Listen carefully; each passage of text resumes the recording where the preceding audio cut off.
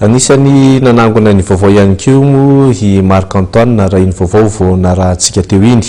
amin'ny izao fotoana izao dia any Paris any amin'ny renivohitry ny La France ny filoham-pirenena Rajaonarimampianina miaraka amin'ireo mpiaradia aminy raha pitso izy dia hanatrika an'ilay andro voalohany izay momba ny fampandrosoana ny ara-toekarena sy nomerika atao anatin'ny tany miteny ny teny frantsay ary izy raha teo moa ny ihany zany fivoriana izany fa voatonga izy omaly dia niona vetrany tamin'ny sekretera général ny francophonie.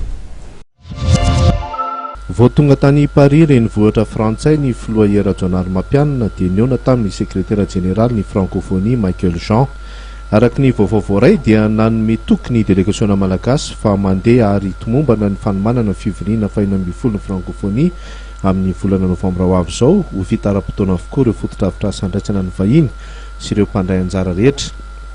Raha ny marina dia andeha hanatrika ny andro voalohany ara-toekarena sy nomerika eo nivony tamin'ny teny frantsay ny filoha malagasy atao rapitso ao Paris ihany ka izy no iahy izany fivoriana izany.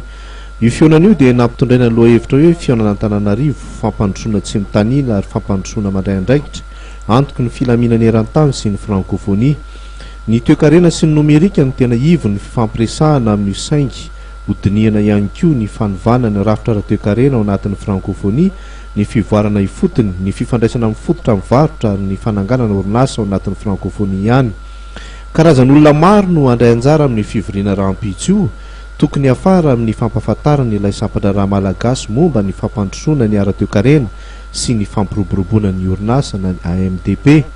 I Madagasikara sy ireo vondron'ny mpandraraha ao amin'ny francophonie no namorona azy ity mba hanangonana ireo otrikaina rehetra misy ao anatin'ireo firenena mpiambana ka izy ireo ihany no hisitraka ny tombontsoa voalohany azo avy amin'ireo otrikaina ireo ka ny tanjona dia mba hisy fiantraika mivantana amin'ny vahoaka sy ny orinasa ny vokatra rehetra.